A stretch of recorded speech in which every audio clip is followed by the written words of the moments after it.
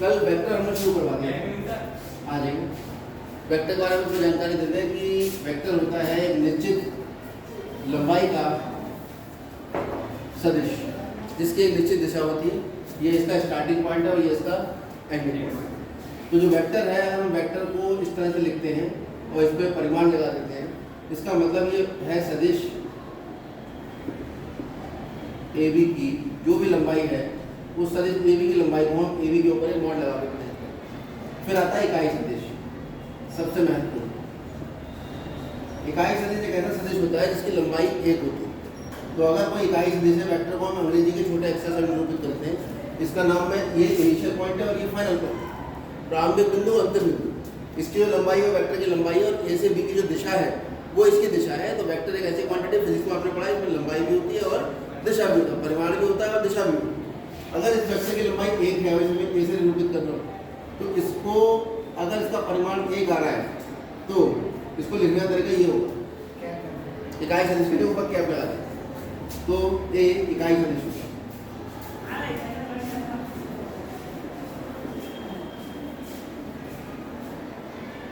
ठीक, और इसको हम ए बार की जगह एक कैप से डिनोट करते हैं।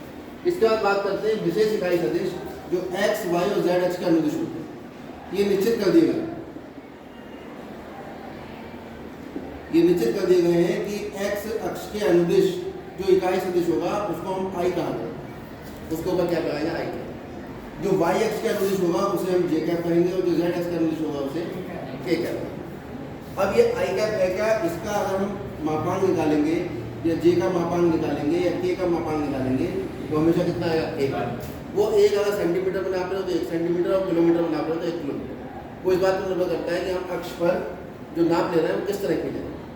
अब बात करते हैं, अगर हम किसी सदिश को किसी दूसरे सदिश में जोड़ें तो क्या होता है। अगर हमारे पास एक सदिश ए है और एक यहाँ है सदिश बी, तो हम जब यहाँ पर पढ़ते हैं 12th क्लास में, वो सारे पढ़ते हैं फ्री वेक्टर। कौन से वेक्टर, फ्री वेक्टर।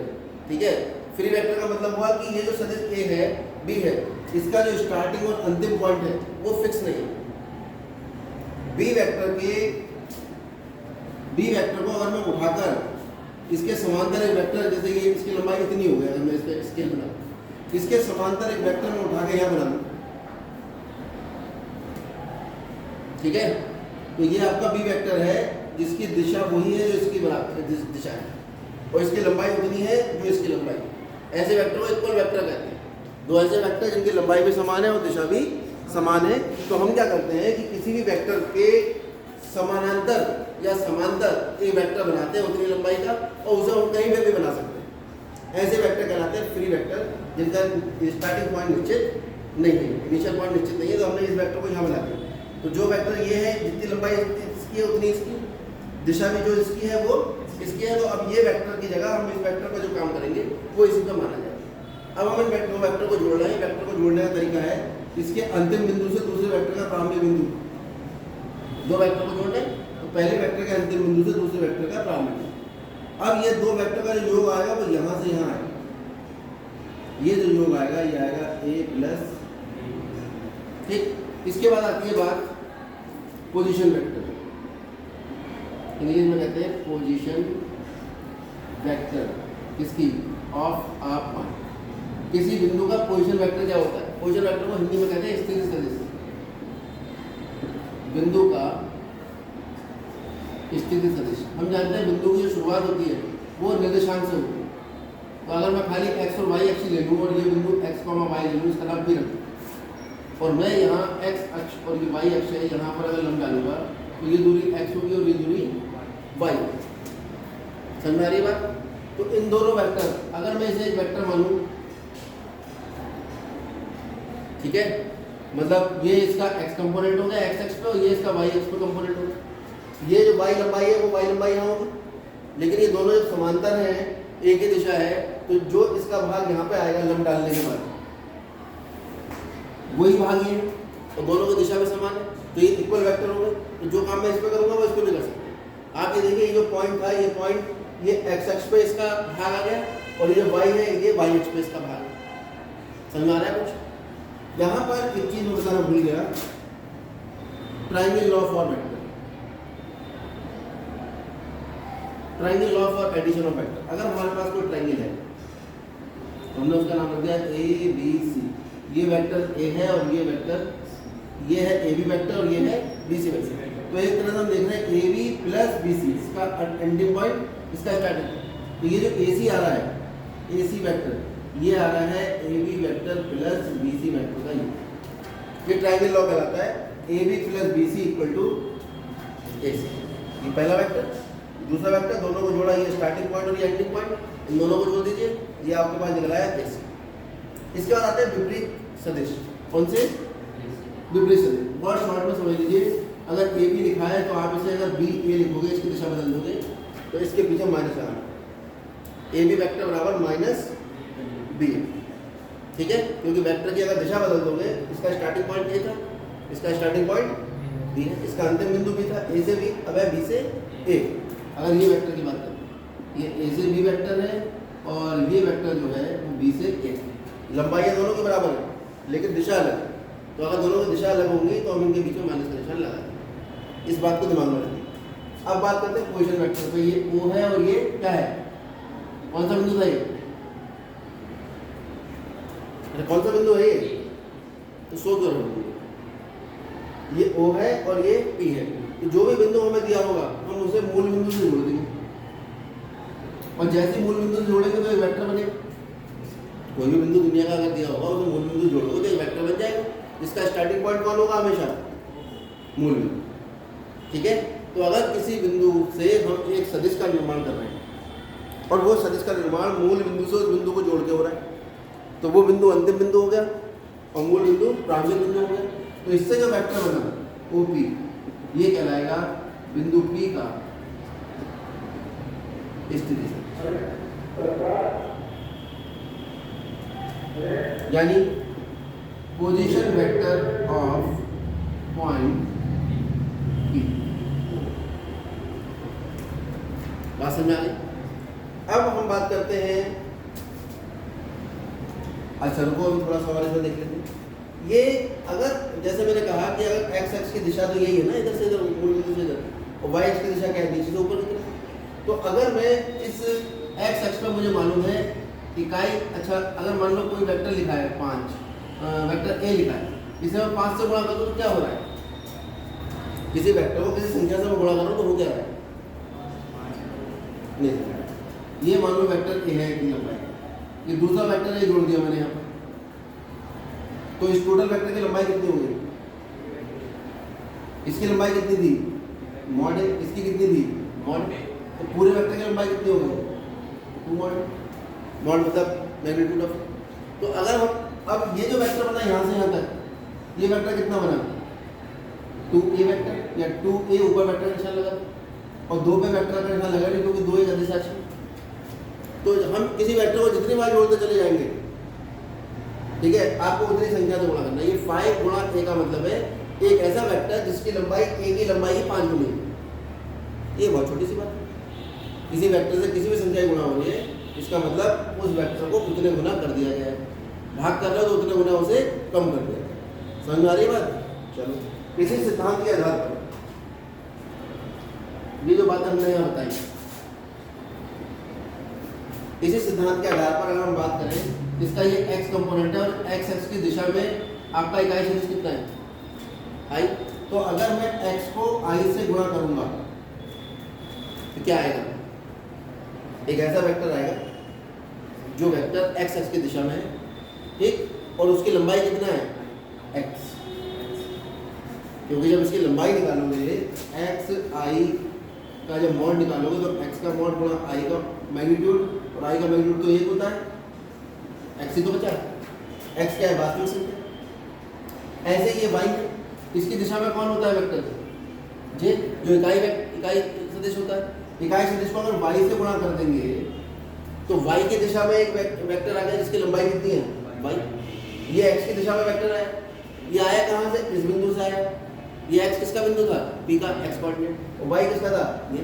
तो एक तरह से हम देखें, ये OP था, इस OP का x अक्ष की दिशा में जो कंपोनेंट है वो है xi, और इस OP का y अक्ष की दिशा में जो कंपोनेंट है वो है y। चलो ये भी समझ में नहीं आ रहा, आप ट्रायंगल लॉ लगा दो यहाँ पे। ये वेक्टर क्या बना यहाँ से यहाँ तक का? अगर इसे ए कहूँ तो आप देखिए ओ ए वेक्टर जो है वो तो बना एक्स आई, और इसे अगर मैं कह दूँ ए पी वेक्टर, ये क्या बना वाई जे, क्योंकि ये लंबाई वाई की, इसकी दिशा में यूनिट वेक्टर आई जे वाई जे।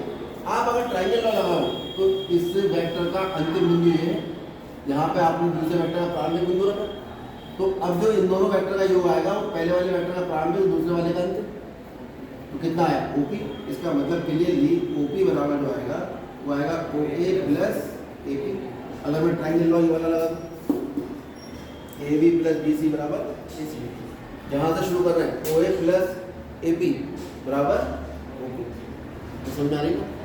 तो यहाँ पर अगर हम देखें तो ओ पी का जो मान निकल के आ रहा है वो निकल कर आ रहा है एक्स आई प्लस वाई जे, क्योंकि ओ ए वेक्टर कितना है एक्स आई और ओ ए बी वेक्टर कितना है वाई जे, समझ आ रही है। तो इसका मतलब ओ पी कितना हो गया एक्स आई गुणा वाई जे। अब रटन विद्या पे आ जाओ, ये विद्या बड़ी पॉपुलर है। इसमें क्या कहा जाता है, अगर कोई बिंदु दिया है एक्स वाई, एक्स को आई से गुणा कर दो, वाई को जे से गुणा कर दो, दोनों को जोड़ दो तो उसका स्थिति सदिश आ जाता है। ये तुम्हारी समझ में आ जाएगा, ठीक है। तो बिंदु पी का जो स्थिति सदिश होगा ओ पी वो होगा एक्स को आई से गुणा करो, वाई को जे से गुणा करो, दोनों को जोड़ दो, क्यों खत्म कर दो, क्यों तो मैं बता चुका, जिसकी समझ में आना है उसकी समझ में आना। तो ये बिंदु का स्थिति सदिश निकला है, क्या कहते हैं इसको, और स्थिति सदिश को इंग्लिश में क्या कहते हैं पोजीशन वेक्टर, इसलिए शॉर्ट में क्या बोलते हैं पी डॉट पी। एग्जाम में भी कभी लिख के आ जाता है P V of point P. तो किसी बिंदु का स्थिति सदिश पी वी निकालना है, उसका तरीका क्या है, एक्स को आई से गुणा करो, वाई को जे से गुणा करो, दोनों को जोड़ो। और अगर जेड होता तो जेड की दिशा में कौन है के, तो जेड निर्देशांक को के से गुणा करते और तीनों को जोड़ देते।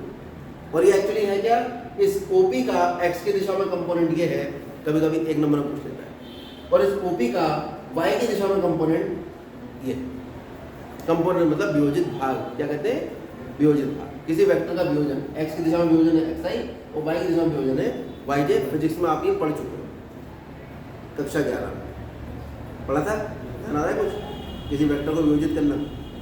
और वैसे भी जब संकट वाले क्वेश्चन करे होंगे, ये इस तरह से ये थीटा होता था, यहाँ वजन रखा होता था, ऐसे तो करते थे X cos theta Y sine theta, अगर ये एफ होता था तो ये एम जी होता था, ऐसे लिखते थे एम वी कॉस थीटा, और ऊपर वाला क्या आता था एम जी साइन थीटा, वो नीचे की तरफ काम करता था, कुछ याद आ रहा है, वो कंपोनेंट ही होता था।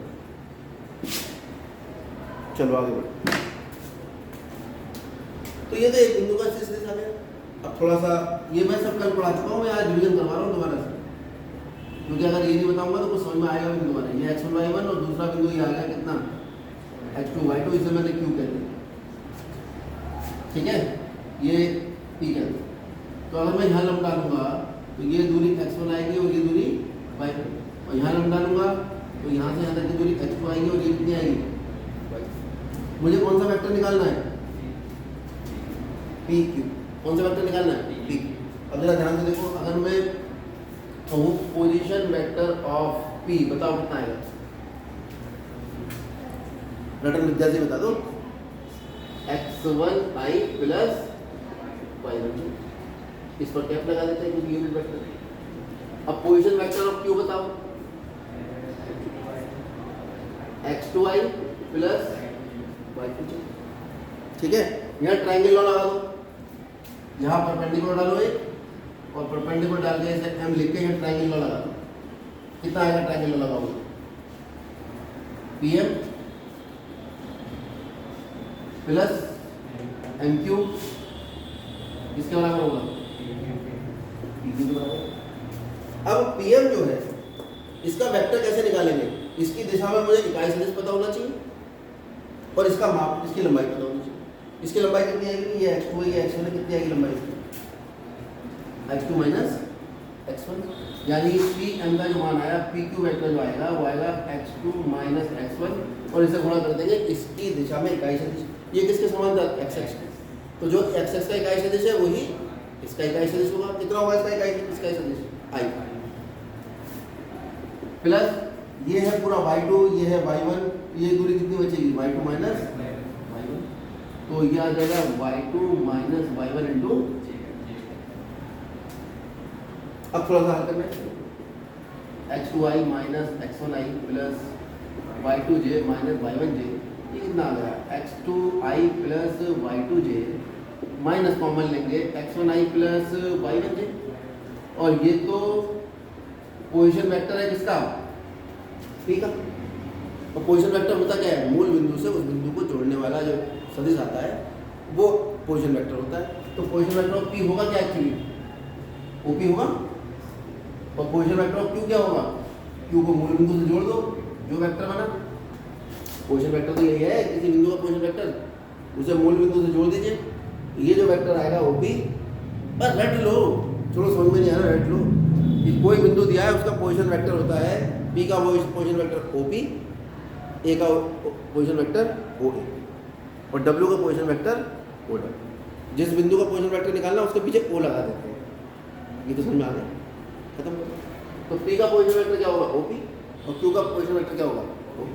तो ये आप देखिए, और किसी बिंदु का पोजीशन वेक्टर निकलता कैसे, OP का मान कितना है x1i प्लस y1j, तो x1i प्लस y1j ये किसका मान है OP का, और ये किसका मान है OQ का, और ये क्या है PQ।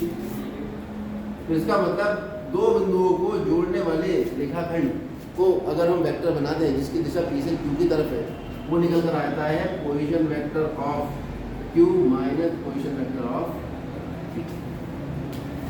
ऐसे अगर A भी निकालेंगे तो कितना आ जाएगा OB माइनस बाद वाले बिंदु का पोजीशन वेक्टर माइनस पहले वाले बिंदु का पोजीशन वेक्टर। बहरहाल ये है मेन पॉइंट, ठीक है। अब आप इसे रख लीजिए, या फिर ऐसे रख लीजिए कि दो बिंदुओं को मिलाने वाले रेखाखंड का पोजीशन वेक्टर अगर सदिश निकालना है तो x2 में से x1 घटाओ इंटू y, y2 में से y1 घटाओ इंटू j। बात करें समझ आ गई। चलो अब बात करते हैं, वो कल हमारी बात अधूरी रह गई थी, direction cosine of a vector. किसी वेक्टर का डायरेक्शन कोसाइन कैसे निकालते हैं, डायरेक्शन कोसाइन को हिंदी में कहते हैं दिक्पुज्या। क्या कहते हैं, ना निकले और मत, किसी सदिश की दिक्पुज्या। इसकी शॉर्ट फॉर्म हमने पिछले साल भी बताई थी, क्या होती है डीसी। याद आया कुछ, डी डॉट नहीं होता बट डीसी डायरेक्शन क्या होते हैं, चित्र से समझेंगे पहले।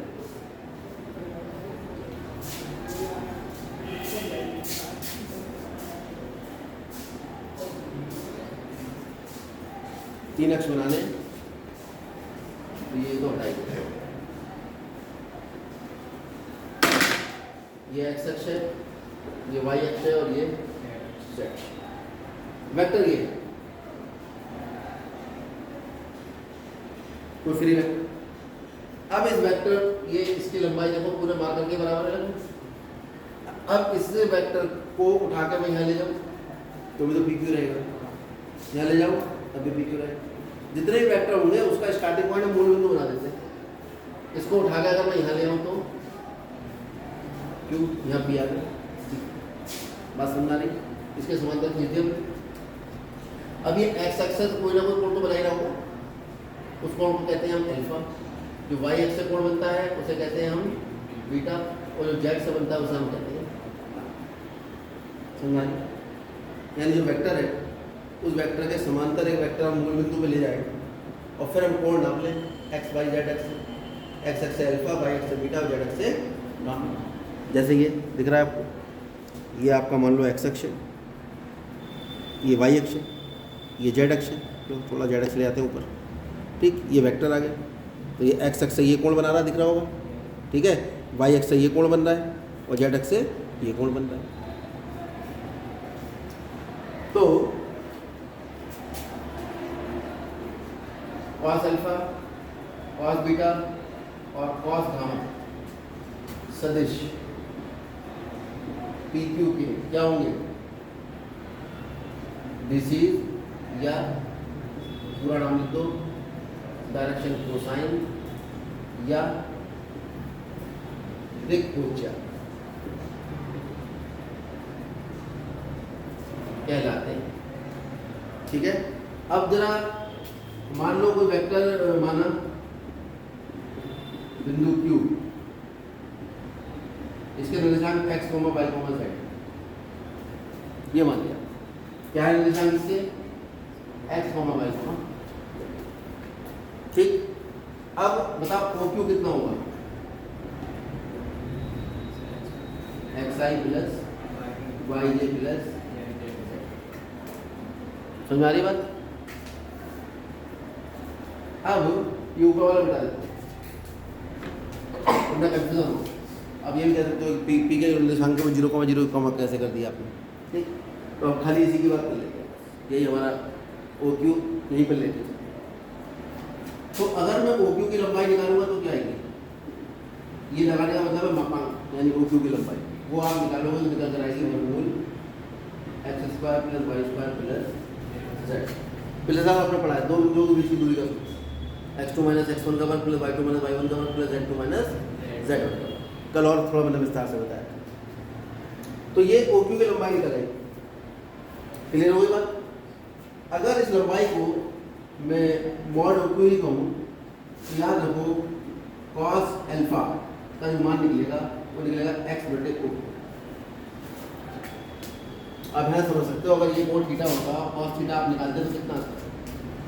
x बटे OP, आधार बटे कर्ण।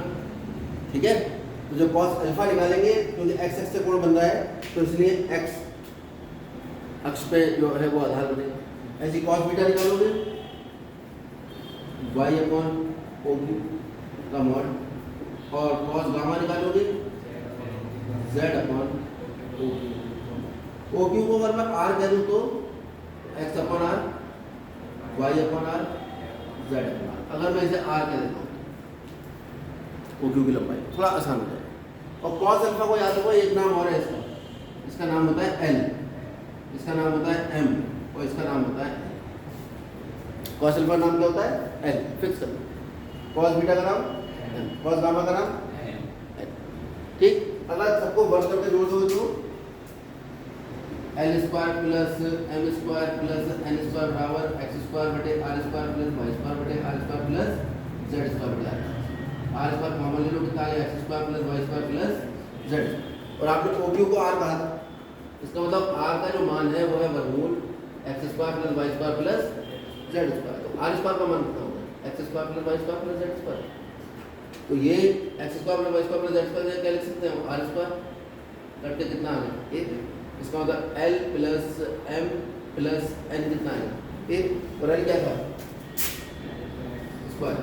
L था cos square alpha plus cos square beta plus cos gamma. ये रिजल्ट है। ये ऊपर वाला भी कभी कभी सिद्ध करने के लिए आ जाता है, नीचे वाला भी आ जाता है, या फिर वो इस तरह के सवाल दे देता है कि भाई किसी रेखा के डायरेक्शन कोसाइन बराबर है, L बराबर M बराबर N, तो आप उस रेखा द्वारा x y z से बने कोण ज्ञात करो। तो ये तीनों L हो जाएंगे, L प्लस 3L², L बराबर 1 बटे वर्गमूल 3। L क्या है? cos alpha. क्यों? cos अल्फा का मान कितना होगा? cos इनवर्स 1 बटे वर्गमूल 3। तो x से बना कोण कितना है? cos इनवर्स 1 बटे वर्गमूल 3। y से कितना आएगा? सेम आएगा, क्योंकि L बराबर M बराबर N कह दिया था। इस तरह के सवाल यहाँ से जनरेट हो। अब आप पहले इतना उतारो फिर आगे बढ़ो।